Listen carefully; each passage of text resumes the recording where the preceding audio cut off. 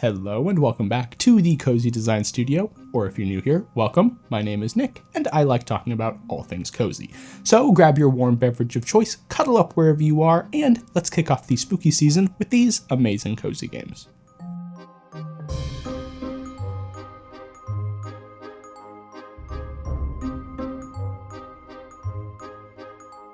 The Little Witch in the Woods is a recently released new cozy farming game with a bit more witchcraft than we're used to seeing.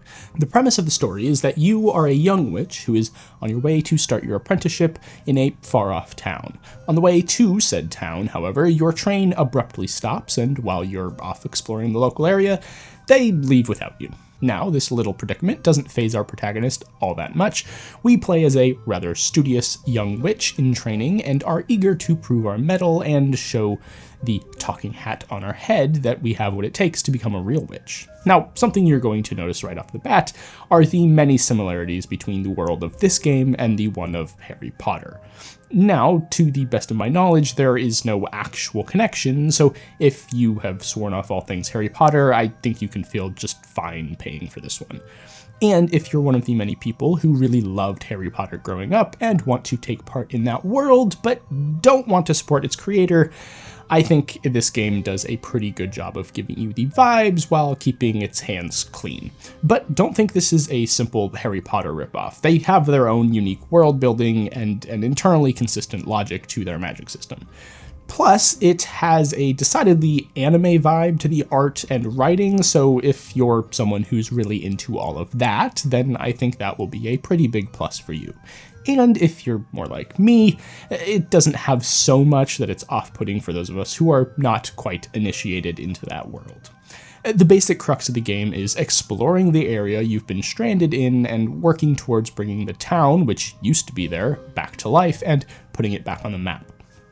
After a bunch of strange, spiky vines took over, the residents all fled the village, and it's your job to convince them to return by helping out and rebuilding the houses and shops which were destroyed. The gameplay consists of creating potions and discovering different flora and fauna around the area to expand your knowledge and book of spells and potions. And this is where one of my favorite mechanics in the game comes in, the notebook. Where in some other games you might expect to get a new journal entry when you interact with different things around the world, in this game you actively observe and record information about different things around you. So, for example, if you see a mysterious creature off in the distance, you pull out your notebook and approach it, careful not to scare it off, and then you gather information on it, like where it can be found, how to catch it, what resources it gives, and other useful information like that. And it's not enough to simply observe it once, you have to observe it multiple times. However, you need to wait a certain amount of time between observations. It's mechanics like these that really do take the game far away from the Stardew comparison that you might want to give it just based on a very cursory look. There really aren't that many overlaps, if any, honestly, and I think it's better described as a witchy take on classic Zelda meets kind of Animal Crossing. You need to explore the map and expand your compendium of information to solve puzzles and progress the story, all the while helping the people you meet with whatever they need help with. This is absolutely the kind of game that could keep lots of cozy gamers entertained for many, many hours. If there's one negative thing I have to say about it though, it would be that the developers love to let their characters talk. Now, that might not be a negative for a lot of people if you're into dating sims or just really like games that give every character, no matter how irrelevant, a ton of characterization, you're absolutely going to eat this up. For me, while I love that on paper and in certain genres, I think it kind of got in the way of the fun for me in this game. Now, that's probably just because there are a lot of different mechanics to get a grasp on, and so the tutorial feels like it drags on forever with all of the talking. But even aside from the tutorial stuff, I just found myself getting a little annoyed at the characters for how much they were talking. But after the dialogue was over, I had a blast, and I think the world of this game is absolutely perfect for spooky season. The witchy vibes are just right, and the gameplay is deep and varied enough to really keep you hooked. This game would be a perfect companion on a cold fall day inside, and I think it would be the perfect match for a lot of people in the coming months. So now with that, let's check out our next game, which is one that I've talked a fair bit about already, but one which absolutely deserves all the praise in the world, with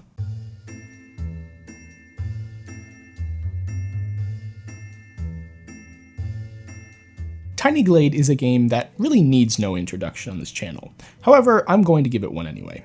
Tiny Glade is a procedurally generated chateau building sandbox game.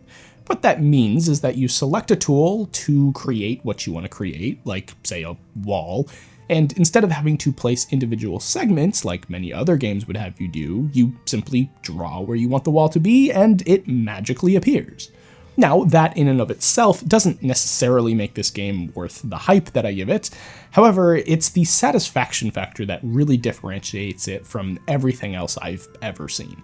The way that the objects generate and the way those objects are crafted makes this game one of the best time sinks I think I can possibly recommend you spend $15 on. Tiny Glade has so much personality, and the presentation of that personality really takes it to the next level for me. Now, most of the things you build in the game are generally cozy looking. You know, little cottages in the woods, cute little castles, that kind of thing. However, this is a Halloween season video, so what can we do for that? Well, that is definitely something that Tiny Glade took into account. In fact, they have a whole location intended to give your creations a bit of a creepy, haunted swamp vibe. It's the perfect place to make a cottage for an eclectic and reclusive witch like I've done in the B-roll you're watching. However, that's really not where it stops. The game is perfectly suited to all kinds of aesthetics, whether you're going for a more dark and stormy vibe or a more golden hour cozy cottage in the woods. No matter what you're trying to make, you have full freedom to bring your cozy visions to life in Tiny Glade. Now, while I do love this game with all of my heart, and I think the additions and expansions that the developer have made since release are wonderful and really have improved the experience of playing the game, I do have a few nitpicks. But keep in mind, these really are nitpicks. At $15, this game is an absolute steal, and it punches far above its price point in terms of polish and fun factor, so just know that no matter what I say, this game gets my full support, and please don't think that anything that I'm going to say should push you away from buying the game if you're at all interested. But with that said, I think there are some things that could be improved. It's really the small stuff like the decorations that pop up around buildings, doors, and windows. Now, the actual spawning of these items is random, so you never know what you're going to get. And back at release, that was all the control you had. You just had to hope whatever spawned matched what you were going for, and to their credit, it basically always did. However, they have made some much appreciated changes, or rather additions to that. It still works the same, except now you can re-roll for what items get spawned, which is great. And you can copy any of those items, so if you find something you like, you can copy it and place it anywhere. And copying it unlinks it from whatever feature spawned it, so you can now remove that feature without removing the set deck. I still do wish there was a catalog of just these items to choose from so you could really fine-tune what you have. I think the additions are great and they make a huge difference, but I think it would really benefit from being able to choose from all the different items the game has to offer. Now, that carries with it the challenge of the devs giving up control of the aesthetics of different environments, so it's possible they don't want to do that, similar to Apple's reasoning for so many years for not letting you customize your home screen, so you can't make something that's so bad that you hate it. However, I'm all for more granular control, and I think the user can and should be trusted to make decisions about that kind of thing, especially in a creatively focused game like this. Plus, you can always offer it as an extra feature, so those that don't want to use it don't have to, but those that do can. But other than that, the only other issue that I have is just the size of the plot that they give you. It's plenty big for one or maybe two buildings, but I would love to see a few more plot sizes so you could really go buck wild with what you build and make some, like, crazy recreations of medieval towns or something like that. But those really are very minor nitpicks, and if you look at the Steam store page, they have lots of examples of basically exactly that, so I don't know, maybe I just need to work on my creativity in that regard. Overall, this game is pretty damn near perfect in my eyes, and for a game to kick back, relax, and just doodle away freely on a breezy fall day, I can't think of a better title than Tiny Glade. So check it out now, and I promise you won't regret it. And with that, let's check out our next game.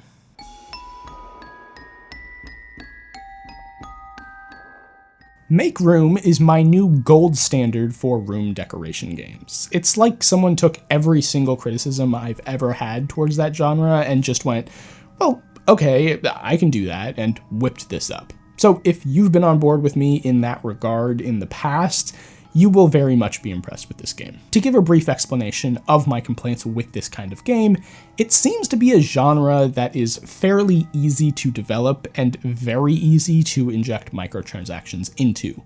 So there are a great many games within the genre, and most that I've run across have a bit of an asset store flip kind of a vibe. This usually leads to weird things like games having fully 3D environments with shaders and dynamic lighting and everything like that, but fixing the viewport to an isometric view, or letting you rotate items but only in the 4 cardinal directions, even though, again, the items are fully 3D objects in a fully 3D environment. Or they have very simply designed objects with clearly delineated color blocks, but they don't let you take direct control of the colors. It's pointless restrictions like that which don't really ruin the game, but ones which, if they had been given even a bit more thought, would have been changed to give the player a much more fulfilling experience with the game. And I can understand this in games that take a pixel art or other 2D approach, because for those, it becomes much, much more complicated to implement that kind of change. For every individual item, even letting you rotate it in 4 directions means you have to have entirely new assets for each direction.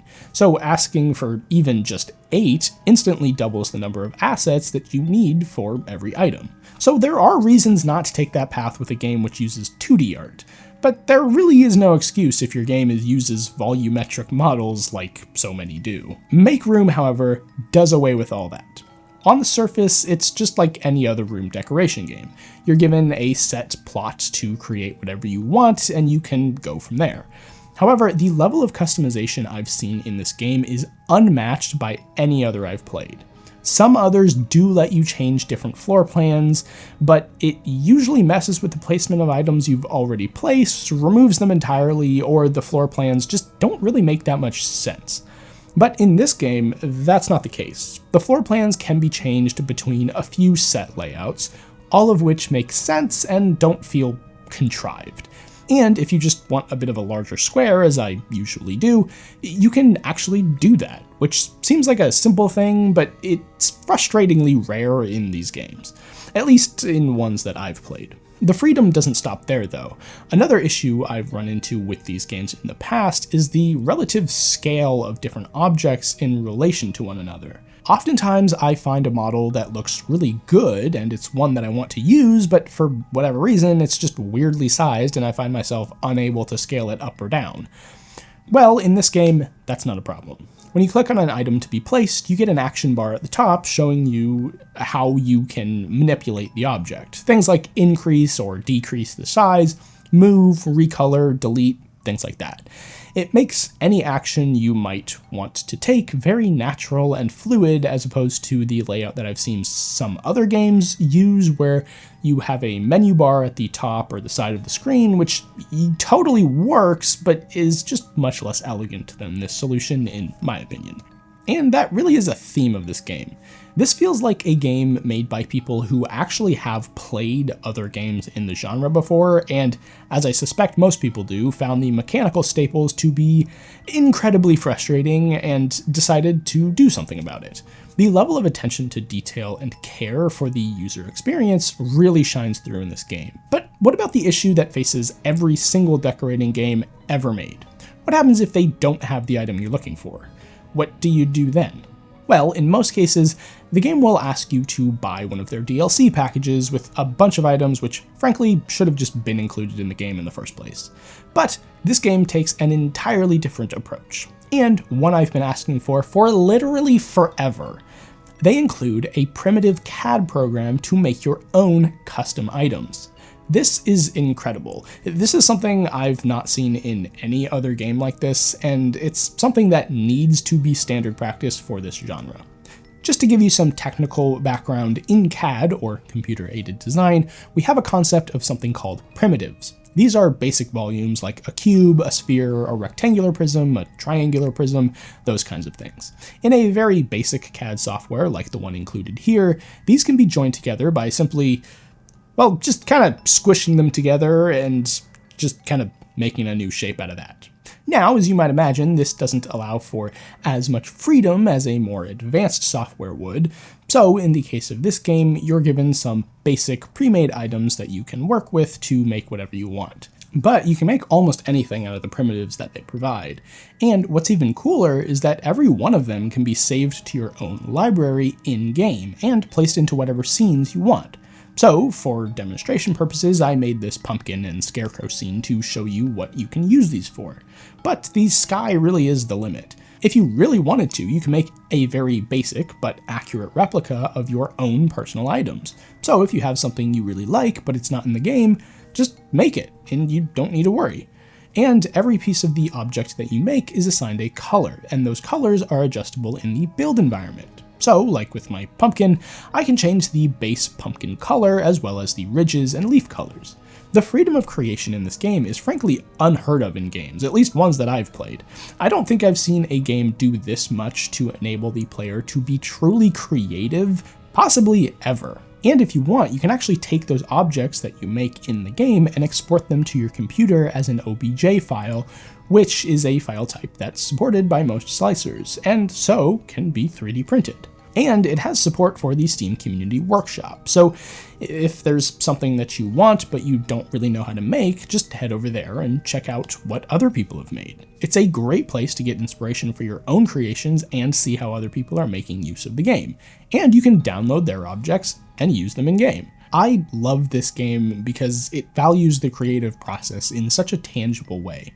You can really feel how much the creators care about the ability to really create, and they want to make that skill as accessible as possible. This game is a really great way to kind of dip your toes into the world of CAD modeling.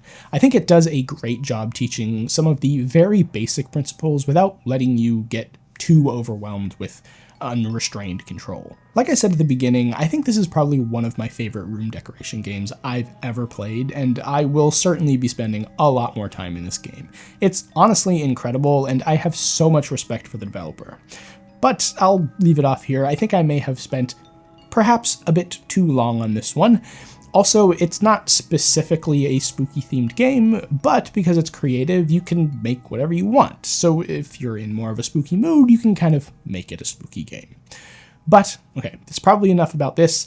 Let's move on to our next game.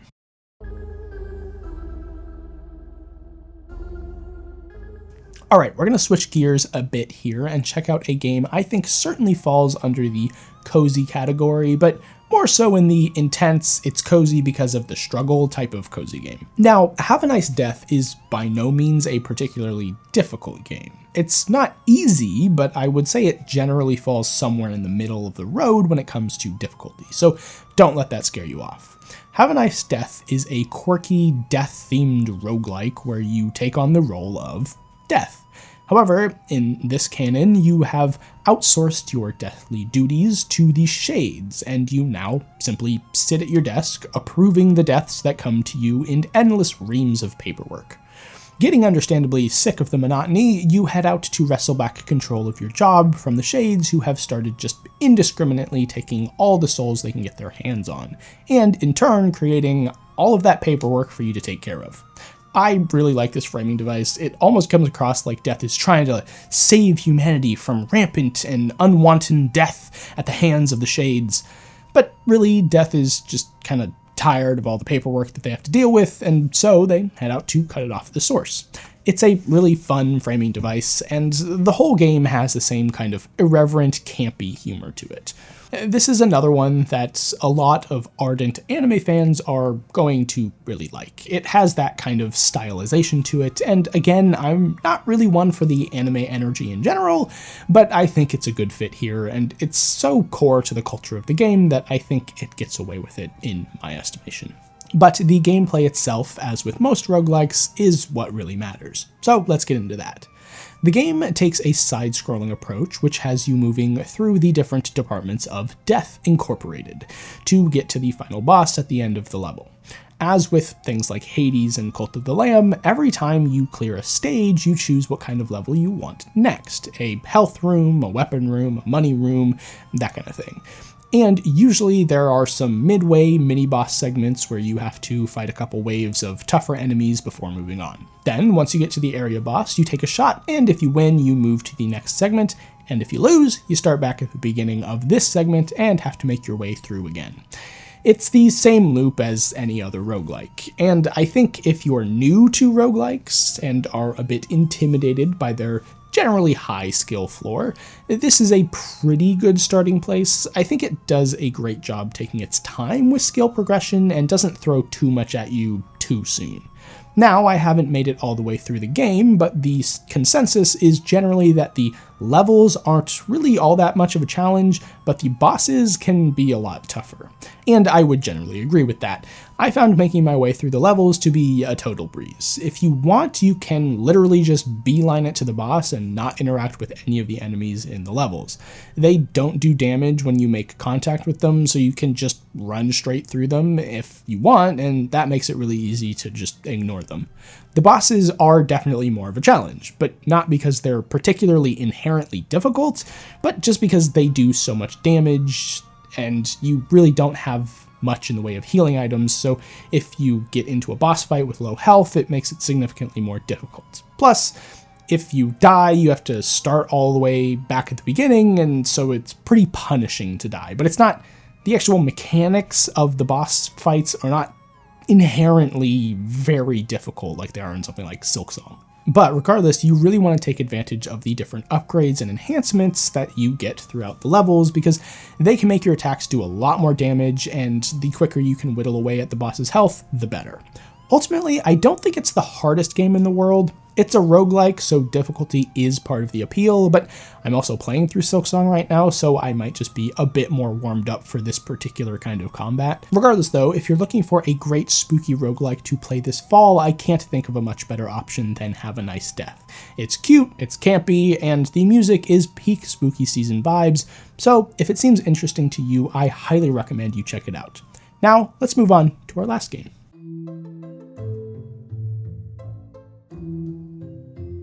Strange Antiquities is a game about running a shop specializing in esoteric artifacts and finding the right one for your customers.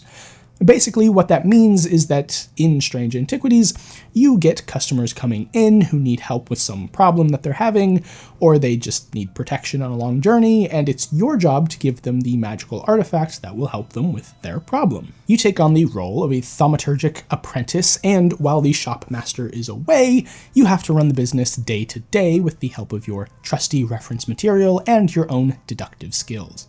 The basic gameplay looks something like this. You start the day, a customer comes in and presents you with a problem that needs fixing, and sometimes they'll tell you that they heard of a particular artifact which might be helpful to them.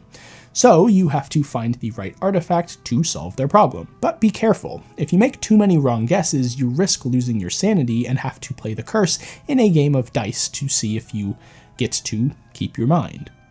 As you successfully fulfill your customers' requests, you gain new entries in your reference books, which will help you with future customers. But, as with any good mystical shop specializing in arcane oddities, your shop holds many potentially dark mysteries for you to solve. Secret compartments, hidden puzzles, and new artifacts to unlock as you go. You need to use your deductive skills and knowledge of the arcane to figure out what is going on. And you're not confined to the shop either. You also have a town map which lets you travel around to other buildings in town to investigate their mysteries and collect new artifacts. and you have all kinds of magical and mysterious tools at your disposal for deciphering what an artifact might be. You have the basic inspection mechanic, which lets you take a closer look at an artifact and see what you can conclude about it based on what materials it's made of, what sounds, smells, and feelings it gives off. But you also have more specialized tools at your disposal, like the magnifying glass, which allows you to see special auras around certain objects. The game seems quite simple on the surface. A customer comes in, asks you for an item, and you find it and give it to them. But once you start playing, you soon realize that it goes much deeper than that, and that there are a lot more mysterious forces at play here. This game is like peak spooky season vibes. It's got the gothic aesthetics, beautiful music, and haunting narrative to make your fall night as spooky as you might want it.